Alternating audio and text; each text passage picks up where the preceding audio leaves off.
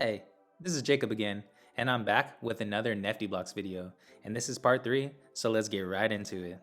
In the last one, I showed you how you could create a collection and mint an NFT, but in this one, I want to show you how you can create your own NFT drop. Like I said in the last one, the big GUI from the Telos NFT department and myself have been cooking up a gamified NFT collection. Hopefully these videos can help you do the same. I'll make sure I include a doc in the description with a breakdown of everything we threw into our collection, so you have an extra resource when making yours. So to get it started, you gotta head back to your collection dashboard. And you guessed it, let's click on drops. Before we can set up a drop, we have to add an authorized account. You can click the button here, and then sign in your wallet. Now that we've added the authorized account, you can see that we can do two things. You can create a drop, or you can even check out pre-minted pools. A pool is a container for pre-minted NFTs. If your pack is connected to a pre-minted pool, the pre-minted NFTs are given out when the pack is purchased. But we don't really need to set up a pool for what we're trying to do. The easiest thing to do is to allow our collectors to print on demand, which means when they purchase a pack or a drop, the NFTs are minted then and there. If pools are something you'd like to explore and you think they may work better for your collection, don't hold back. Let's go back and create our drop. Since we don't have a pool set up, let's not select pre-minted. Now we have to add an asset to this drop. Let's select the schema we've created and the template we have.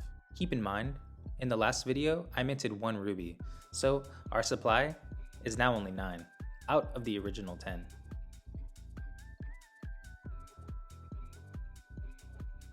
Now let's give this drop a display name for everyone to see. And now an image. I'm going to have the drop image match the actual NFT that they're receiving.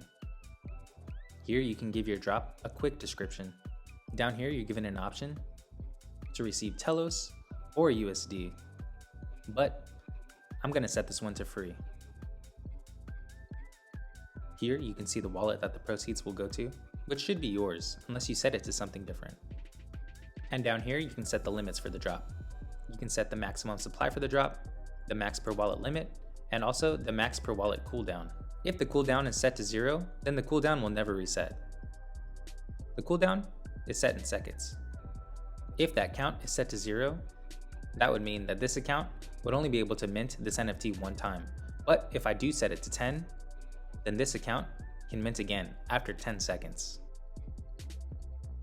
Make sure you read all the limit descriptions and you understand what you're setting before you do so. Below that, you can set a start date, start time, an end date, and an end time for your drop. Below that, you can enable a secure drop, which means only those with a private key or those on the whitelist can participate in the drop. You can also hide the drop. Now with our settings set up, let's create the drop. Let's sign in our wallet, and just like that, our drop is ready to go. Now let's go back to our collection site. Once you're here, we can scroll down or click on drops to find our newest drop. Nice, we see the drop is live and it's free. Let's click it. And everything seems to check out. You can see the availability and the max supply. You can see how many were sold, how many remaining claims the wallet has, and the claim cooldown, which we set to 10 seconds. Below you can find the description. Let's claim it. Sign in our wallet. Sick. Now we can go to our NFTs, and we should find our newly minted ruby. Just like in the last one, you can, if you wanted to, list the ruby on the market, auction it off, send it to a friend, or even burn it. And so that's how you create a drop. If you learned something in this video, please drop a like. Also, don't forget to subscribe. If you want to stay up to date on all things Telos, please follow us on Twitter at HelloTelos.